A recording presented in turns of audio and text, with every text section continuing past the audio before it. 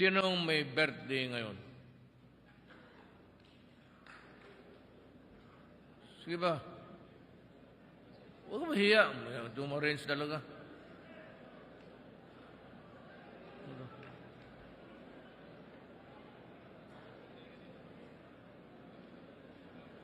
Sino pa dito?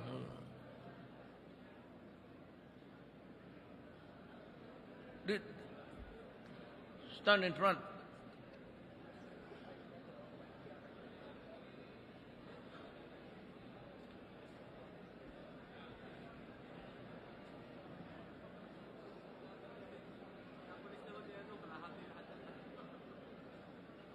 Sigurado, narinig ninyo, birthday, January na ngayon ha, hindi December.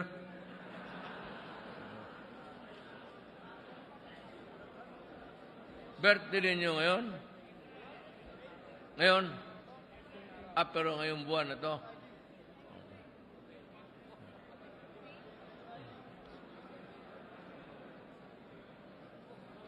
Today lang, sir. Sir, today lang, sir? Or January? Today Bilang. lang, sir?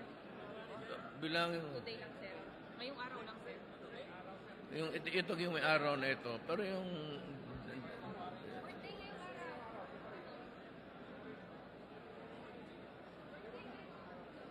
Yung itong araw na ito dito, pero yung January, ito lahat bilang. Itong araw na ito.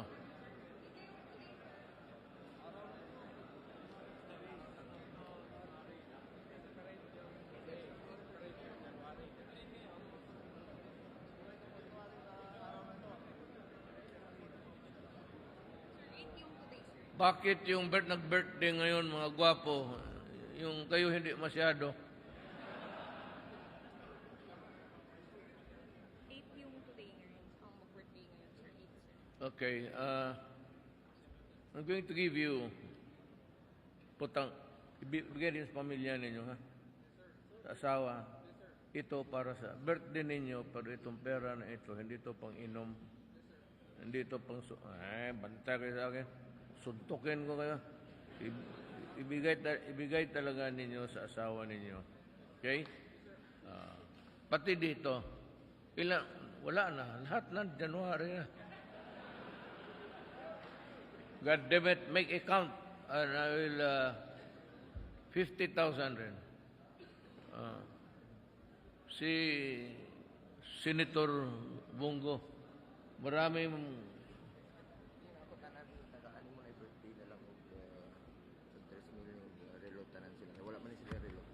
Kano yun? Nag-andam na lang. 3,000 plus relo. Each na yung birthday ko lang. Daghan man sila. Yung birthday ngayon, Lahat, kaya na ito. Sina? Yes, sir. Pero, ihambol yung 50,000. I'll give you 50,000 each. Ito, ibigay ko lang sa inyo para may mandala kayo. Birthday gift ko sa inyo.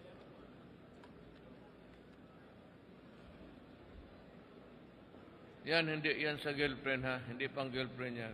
Ganin nyo sa anak ninyo kung ayaw ninyo. Sina. Sina yung mga hindi awardee. Yung mga hindi awardee para meron makatanggap sila lahat. Ibalik mo. Bakit mo kinuha yan? Tapos meron natagaan na yan. Mapatay ka ng ikaw ni... Lahat ng mga sarapan.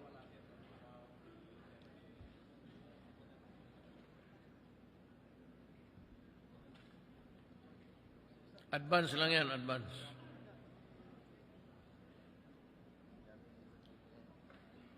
Yung awardees.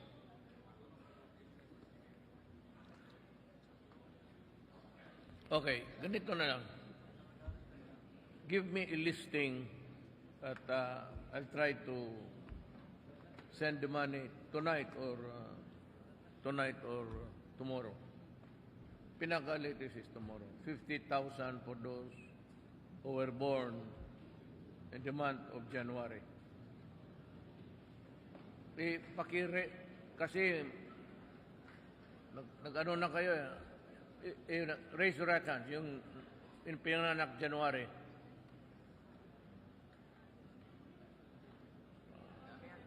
Count natin na yan, ha? 1, 2, 3. Count mo na lang, Mark, para kuha ng lista. Si Mark na lang para malaman natin. You raise your right hands. Para ikaw, si Mark. Wala itong speech. Sige kay kinang. Wala yan. Speech na niya. I-gift na lang natin. Subuti pa. I'll send you the 50,000 by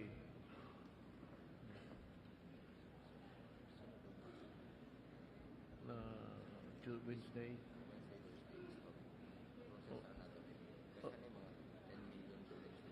Okay.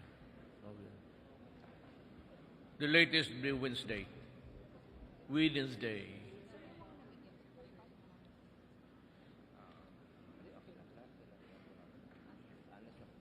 Tapusin ko ba itong speech o pira-pirahin na lang natin ito?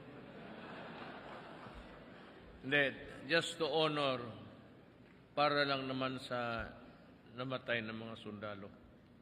I will read my speech. Such heroism was in full display during the Marawi operations. The 103 officers and 1,800 enlisted personnel who joined our all-out offensive against the enemy successfully regained the Mapandi, Bangolo, and Mashu bridges and recovered more than 80 million pesos of cash and checks. It does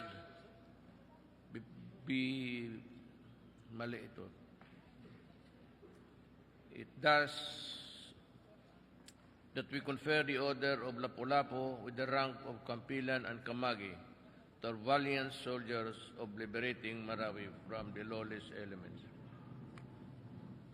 I hope that this honor, all of you will be inspired to continue to embody strength, fortitude, and resilience, and ensuring lasting peace in our homeland. Once again, I salute you.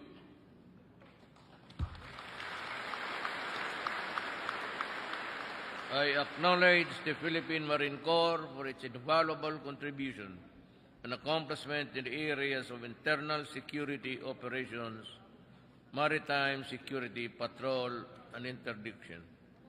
I urge you to continue working with this administration not only in promotion of peace and order, but also humanitarian and disaster response in times of natural and man-made disaster. To our Marines, I assure you that this administration will continue to boost the morale, efficiency, and the responsiveness of our uniformed personnel through modernization, capacity building, and other meritorious initiatives. Since 2018, we have been fast-tracking the acquisition of vessels, aircraft, trucks, drones, and other equipment as part of the more than 283 billion pesos worth of projects under the second horizon of the revised AAP modernization program. We hope that by 2020, we would have capacitated the Marine Corps with the light armor system upgrade, squad rocket launchers, and force protection equipment in order to keep our forces at par with their foreign correspondents. I am also proud to announce that I will be handing the Glock pistols, Rock Island caliber 45, 50 caliber sniper rifles, and 5W VHF handheld radios and repeater systems in your operating units. It is my hope that through this advanced weaponry, you may efficiently protect our democratic institutions and uphold the rule of law. Together, let us safeguard our communities in pursuit of a more peaceful and secure nation. Umaasa talaga ako sa iyo. Not for me. I am not asking any loyalty. All of us, we remain loyal to the flag. And we should, under that flag is the written Constitution. We will follow the Constitution. And hindi tayo do not believe in itong mga revolutionary. yan, an extreme na kung talaga ang Pilipino wala ng pag-asa. At kung may pag-asa pa, may kunting, there's a light at the end of the tunnel, we would continue to observe obedience to the Constitution. Ako naman, sabi ko, lalo na yung nasugatan, do not be afraid. I will take care of you. And I will leave you, kung matapos na yan, yung lupa nila ninyo na malaki, hindi naman ninyo kailangan ganung kalaking lupa eh. So, Dominguez, by the way, yung ating Secretary of Finance, ang father-in-law niyan si Andros Airbase. Kaya he knows also ano ang sentimento ng sundalo. Kukunin namin ng malaking parte dyan. Ibigay namin sa inyo. Gusto ko idiretso sa inyo, pero si Dominguez, ang Secretary of Finance, ayaw niya. Gusto niya na mag-create ng extension sa GSIS. Tapos doon ilagay yung pera para yun ang operate. Billion yan. If you let it on lease, billion yan. It will give you money. Ano po. At malaman ninyo na ang Viluna, it's 50 million a month. Ang AFP, 50 million a month. Kaya wala talaga kayong sa pagkukulang ng medisina. Kasi nung right after Marawi, nagbigay ako kay Macario 500 million just to aywan ko kung alam ninyo yan. Dapat malaman ninyo. Yung 500 million, yun yung to take care of the soldiers after the Marawi. Kung naglagay ako ng pera dyan. Kung gusto niyo kung malaman na gano'n. By the way, ang model kagabi ito nangyari. Di ba kasama tayo sa command conference? Hindi ko napuna eh. Ito napuna ng mga intelligence na yung radar, yung sa traffic, 950,000. Close to 1 million. Hindi natin nakita. Nandoon yung, but akala ko, yun yung the whole of the, yung paglagay ng 150. Police talaga. Yung, akala ko yun yung the whole gamot of, yung pala isa. So, tawag yung intelligence. Kasi ako sa Davao, nagbili ako ng speed gun. Si Inday. Siya nagbili, 10,000 lang ang isa. So, yung command conference natin, tangin. Kaya tinawagan ko si Secretary Anyo. Sabi ko, do not allow the police to procure. Ang opisina muna ang mag-procure. Marami namang general dyan nag-retire na mga... Okay. They are not anymore. Tinanggal ko talaga. Paski clip. Anak ng putang ng corruption. Hindi mo. Na ibigay mo doon sa pulis na ano. So, yung gano'n yung mag-overspeeding ka, meron sa Davao niya 10,000 lang. 915. Kaya galit ako kagabi, tinawagan ko si John Anyo, sabi ko, tanggalin mo yung procurement. Hindi na makaprocure ang polis. Si Anyo na ang magbili para sa inyo. May minsan gano'n. Pero mahal ko ang polis. Ang problema, may mga ugok talaga dyan. I may be wrong, but certainly 950 million for just one radar traffic. Bullshit. Kaya tinawagan ko sabi ko, tanggalin mo yan. Tanggalin mo yung procurement dyan sa police. Hindi na sila makabili basikip. Ako, baski anong hingiin ninyo, basta legal lang, ibibigay ko. Walang problema yan. Yung hiningi lahat ni Secretary Lorenzana para sa iyo. You know, Secretary Lorenzana was just Colonel ka na ba? Light Colonel ka na? Matagal ko na itong kilala si Delfino. Siya yung nagdala ng Scout Ranger sa 2nd Regiment sa Davao. Tagal lang kaming kilala. Kaya nung nasa Amerika siya, nag-retire na, sabi ko, bumalik ka dito. Wala kayong problema sa akin. If it's legal, there is really no problem at all. At saka huwag kayong matakot na may pera kayo. Kaya nga ako galit eh.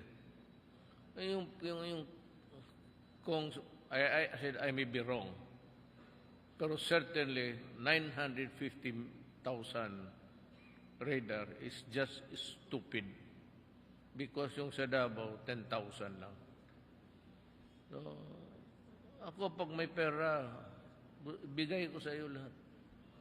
Walang problema. I take care of my soldiers. I love my soldiers because ito sabi ko sa nila, bakit dinoble ko yung sweldo? May critics. May some congressman. Sabi ko, you know, alam ba ninyo na ginagawa talaga ninyong boy ang sundalo pati pulis? Kung may landslide, sila ang maghukay. Kung may tidal wave, sila yung lalangoy. Kung may gulo, sila yung pupunta. Kung madumi ang lugar, ang pulis pati ang army ang utusan maglinis kung walang iba. Kung may basura hindi na kaya, army pati pulis. Kung may gera, sabi ko, may away, pulis pati army. Sabi tayo mga civilian, ako pupunta ako ng mga kampo, at least almost 85%.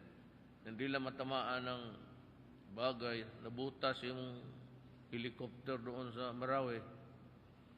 Nabutas man yung helicopter, tinamaan. Punta ako sa kampo. At I go out really to yung problema ninyo, sabihin ninyo sa akin.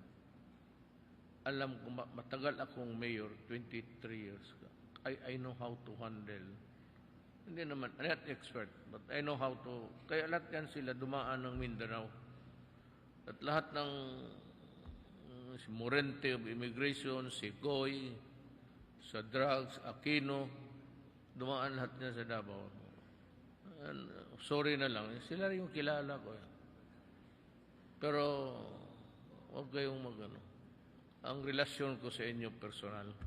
Hindi man ako military. When you can come to me, huwag kayong magdalawang isip.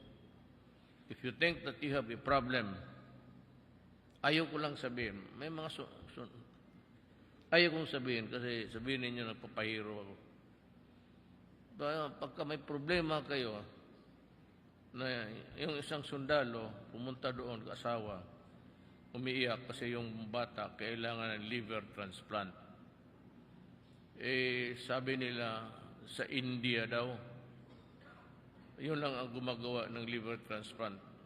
So, sabi ko, sige. Sige ko bong, i-arrange mo sa embassy natin.